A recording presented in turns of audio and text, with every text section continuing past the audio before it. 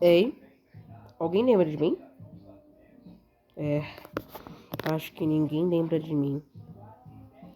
Eu era meio que uma filiada da Compacto e também é uma mensagem pra você, Vitor. Deixa eu explicar aqui porque eu não tava mais postando vídeo e às vezes eu vou estar meio que sem inativo.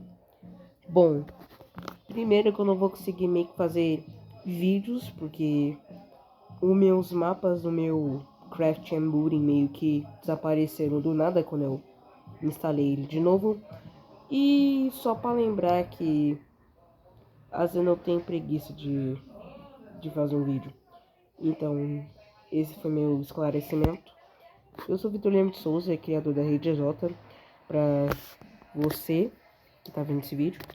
Bem, se inscreve no canal, deixa o like e divulga o canal, tá? Tchau.